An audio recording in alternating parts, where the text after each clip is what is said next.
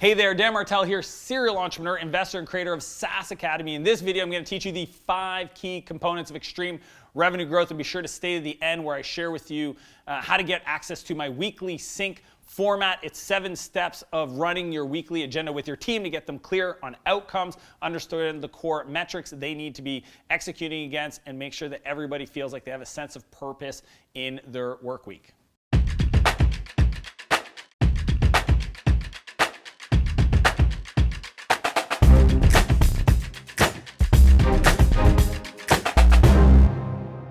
Now, I have read over 1,000 business books and all of the top books on business growth. We're talking Traction, Scaling Up, Double Double, Good to Great, you name it, I've read it. I'm telling you, there's a sleeper book on the market that you've probably never heard about. I got it from my buddy Chandler Bolt as a recommendation.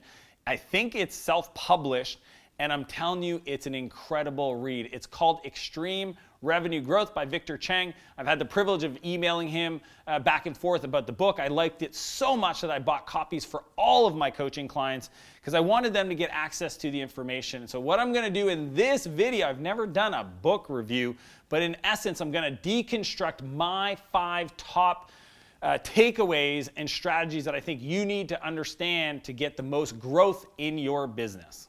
1, target a customer that's aware of his problem. Now, one of my rules is you need to feed a starving crowd. If you want to build an incredible business, don't try to sell something to somebody that doesn't have the problem. I can't tell you how often I get founders that see me doing social media stuff, YouTube stuff, email automation stuff, business investing or whatever, and they're like, I've got this tool, I'd love for you to use it, let me know and I'll reconfigure all your videos or I'll reconfigure your workflow and I'll do it for free, I just want you to use my product. And I have to remind them that I don't have the problem. You didn't even qualify me. You didn't even ask if I needed a solution to that problem, and you just think because I don't want it, I don't care, I don't think it's a good idea. Look, at the end of the day, your job is to find the customers that have the pain that you can solve. If you're trying to sell something to a market that doesn't have the problem, you're gonna waste your time, and you could, worse, take it at a negative signal that maybe there's no need for your solution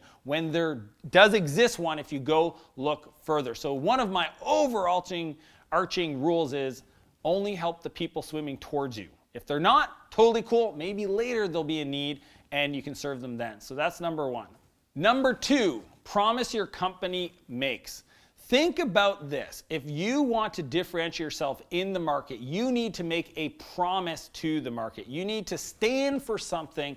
You need to say some kind of guarantee, some kind of promise, some kind of thing that makes you stand out from everybody else, right? And this is not only a driver for external communication, but this is a driver for the internal communication with your team to get them excited. So maybe it's your guarantee. Maybe it's the way that you focus on your product interface design. Maybe it's the experience that you deliver your customer through customer success. Whatever it is, you got to ask yourself, what is the promise we make to our market that we stand by, that's differentiated, that's powerful enough to get people to sit up and listen? Number 3, distribution channels. Now, when I think about companies that have scaled fast, have gone to market, have built top-line revenue very fast, I think of BioTrust in Austin. They went to market, I believe, hit $100 million in revenue within 3 or 4 years. Maybe that number's even higher.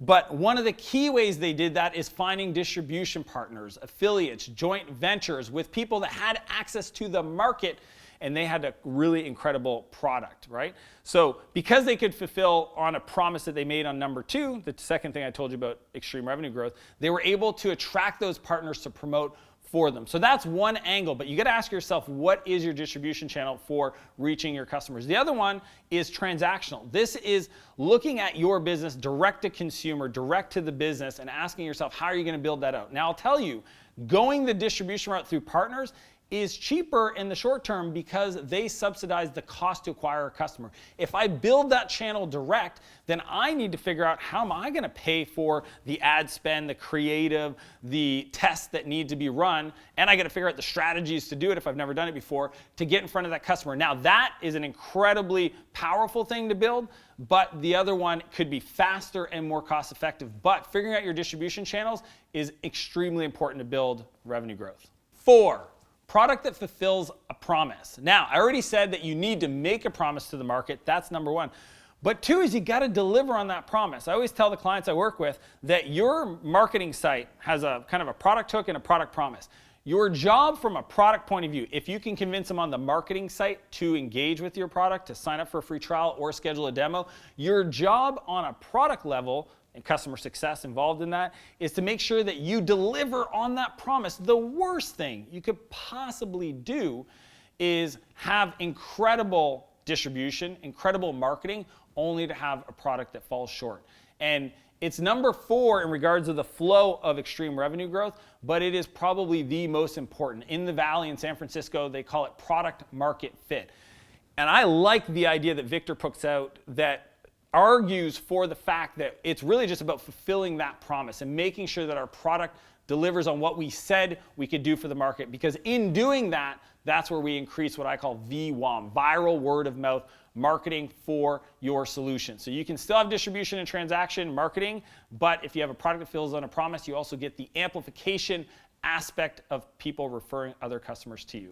Number 5, sustainable competitive advantage. Now, if you're building a business, you want to create a moat around you. You don't want to make it so easy for somebody to just come into the market and copy you and start building a business that looks exactly like you. So you want to create this competitive advantage. And in the book, Victor argues for 2 different types. One is a physical one. And this could be physical in the sense of the size of a sales team. It could be the distribution logistics systems you built. I'm thinking Amazon. If you didn't know, like Amazon has built this logistics platform that is ridiculously expensive to build out and is extremely competitive as an advantage.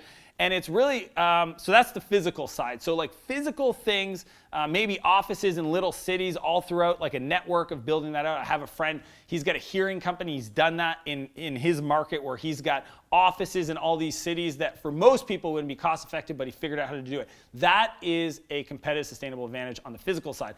On the other side, it's intangible. So if you think of intangible, these are things like brand reputation, key patents, exclusive partnership and distribution deals. If you can figure out how to do that, then that's going to allow you to be competitive over the long term. Too many businesses get little spurts of growth, but they don't continue past year 3, 4, and 5 because they haven't done enough work on that area. So quick review. Number 1 key component of extreme revenue growth is target customer aware of his problem. Number 2 is promise your company makes. Number 3 is distribution channel. Number 4 is product that fulfills a promise. And 5 is sustainable competitive advantage.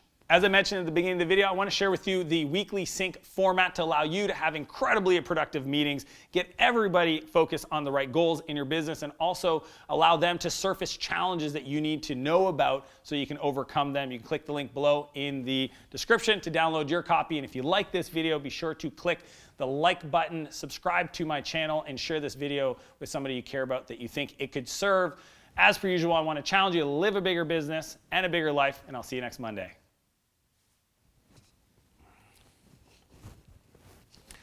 Product that fulfills on the promise.